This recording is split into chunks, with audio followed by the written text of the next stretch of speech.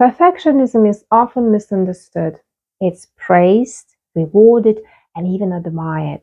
From the outside, it can look like high standards, discipline, ambition, or commitment.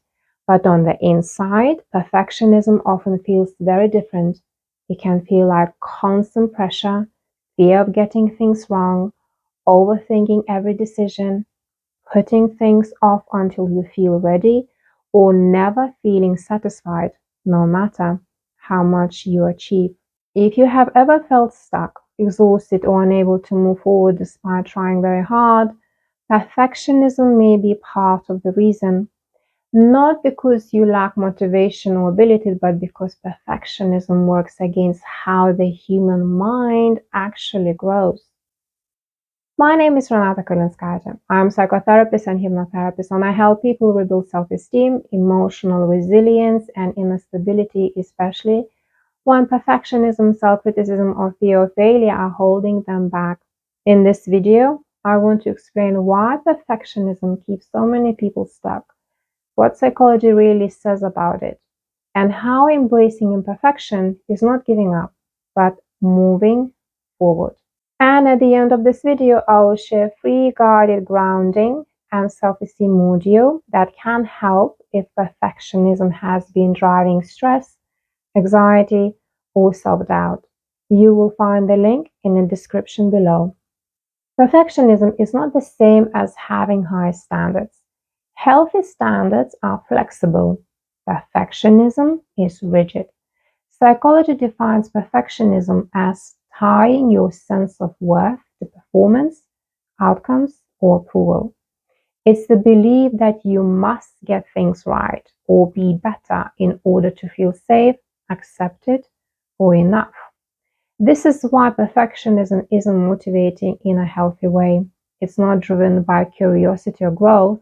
It's driven by fear of failure, fear of judgment, and fear of disappointment from others or from yourself. Perfectionism often feels productive at first. It can push you to prepare more, try harder, and avoid mistakes. The brain interprets perfectionism as a way to prevent threat, social rejection, criticism, or shame. That's why it feels urgent and intense. But neuroscience shows that when the brain is operating from threat, it narrows focus. It becomes less flexible, less creative, and less able to tolerate uncertainty. So while perfectionism can create effort, it also creates procrastination, avoidance, overthinking, burnout, fear of starting or finishing, and difficulty taking risks. In other words, perfectionism may create pressure, but it often blocks progress. One of the most common patterns in perfectionism is this: if I can't do it perfectly, I won't do it at all.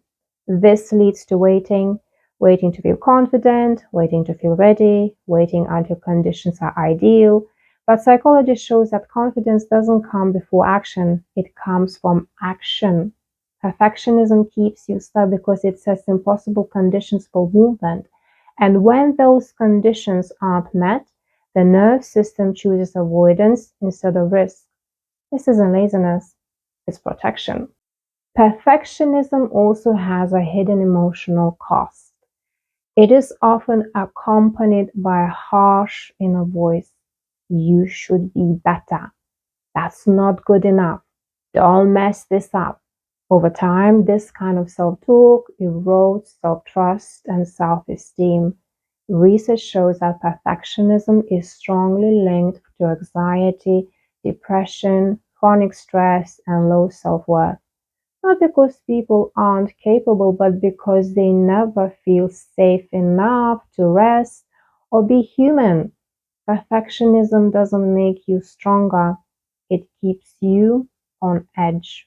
Psychology and learning science are very clear on this. Human beings learn through trial, error, and feedback. Mistakes are not interruptions to learning, they are how learning happens. When you allow imperfection, you give your brain the information it needs to adjust, adapt, and improve. When you don't allow imperfection, you deprive yourself of experience, and experience is what builds confidence. This is why embracing imperfection isn't lowering your standards, it's making progress possible. Embracing imperfection does not mean not caring, doing things badly on purpose, or giving up on improvement. It means allowing yourself to start before you feel ready, accepting good enough as a stepping stone, letting learning be messy, and choosing progress over self-punishment. It's the willingness to be a beginner, to be seen trying, and to adjust along the way. This shift reduces fear and increases momentum. When perfectionism shows up, it often asks, what if I get this wrong? A more helpful question is, what can I learn if I try? This reframe moves you from outcome-based pressure to process-based growth. Instead of focusing on avoiding mistakes, you focus on gathering information, and that is how confidence grows. Each time you allow yourself to act imperfectly and survive it, you teach your nervous system something important. I can cope, I can adjust, and I don't have to be perfect to be safe. Over time, this builds self-trust, not the fragile kind that depends on success, but the stable kind that comes from knowing you can handle setbacks. That kind of trust is far more freeing than perfection. If perfectionism has kept you safe from criticism, rejection, or shame, letting go of it, it can feel uncomfortable. Your nerve system may associate imperfection with danger. That doesn't mean imperfection is dangerous. It means your system learned perfectionism as a coping strategy. Change requires safety, not force. This is why self-compassion is essential when working with perfectionism. You don't need to abandon your standards or change overnight. Start with one small shift. What's the smallest step I can take today? Not the best perfect step, not the final step, just the next one. That question creates movement, and movement reduces fear. If you recognize yourself in this, please know this. Perfectionism did not appear because you were weak or incapable. It appeared because you learned that being perfect felt safer than being human. But you don't have to earn your right to move forward. Progress doesn't require perfection, it requires permission. If you would like support with this process, I have created a free guided grounding and self-esteem audio designed to calm the nervous system and soften the inner pressure created by perfectionism. You'll find the link in the description below. And if you feel ready to go deeper, to reprogram perfectionistic patterns and build a more supportive inner relationship with yourself, you can explore my digital course with Hypnosis, the hidden secret to healthy self-esteem. If this video resonated with you, please subscribe and share it with someone who may be quietly struggling with perfectionism. Imperfection isn't failure, it's a doorway to growth.